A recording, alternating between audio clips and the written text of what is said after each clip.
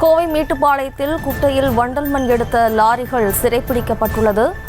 அனுமதி அளித்ததை விட லாரிகளில் அதிக மண் எடுத்ததாக கூறி லாரிகளை மக்கள் சிறைப்பிடித்துள்ளனர். அது தொடர்பான அண்மை செய்தியை பார்த்து வருகிறோம். வண்டல் மண் எடுக்க விவசாயிகளுக்கு அனுமதி அளித்திருந்த நிலையில் இந்த குற்றச்சாட்டானது நிகழ்ந்துள்ளது. விவசாயிகளின் பெயரை பயன்படுத்தி லாரிகளில் வண்டல் மண் அள்ளப்படுவதால் அதனை மக்கள் சிறைப்பிடித்துள்ளனர். அது தொடர்பான அண்மை செய்தியை பார்த்து வருகிறோம். அனுமதி அளித்ததை விட லாரிகளில் அதிக மண் எடுத்ததாக கூறி மக்கள் லாரிகளை சிறைப்பிடித்துள்ளனர். வண்டல் மண் எடுக்க விவசாயிகளுக்கு அனுமதி அளித்த நிலையில் சட்டவிரோதமாக மண் அள்ளுவதாக புகார் எழுந்துள்ளது.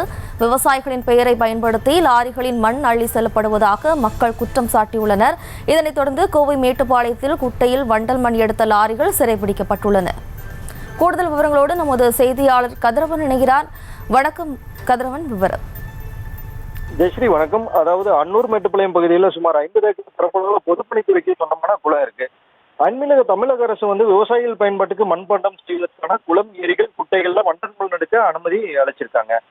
அதன் ஒரு பகுதியா இருக்கக்கூடிய அன்னூர் மேட்டுப்பாளையம் குளத்துல விவசாய பயன்பாட்டுக்காக இந்த குளத்துல இருந்து மண் எடுத்து சென்று விவசாயிகள் தோட்டங்களுக்கு உரமாக பயன்படுத்த அனுமதி அளிக்கப்பட்டிருக்குது.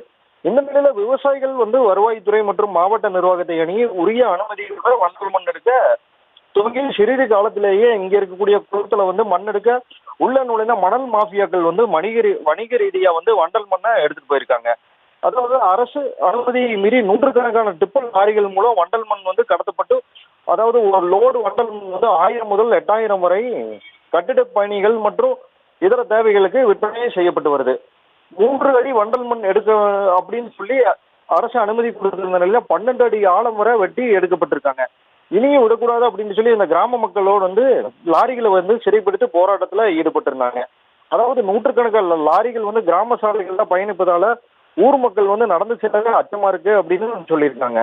இதனை அடுத்து அங்கு அன்னூர் போலீசார் பொதுமக்களிடையே பேச்சுவார்த்தை நடத்தி உரிய அனுமதியின்றி மணல் எடுக்கக்கூடிய லாரிகள் குறித்து நடவடிக்கை எடுக்கப்படும் அப்படின்னு சொன்னதுனால போராட்டம் கைவிடப்பட்டிருக்கிறது. ஜெயஸ்ரீ,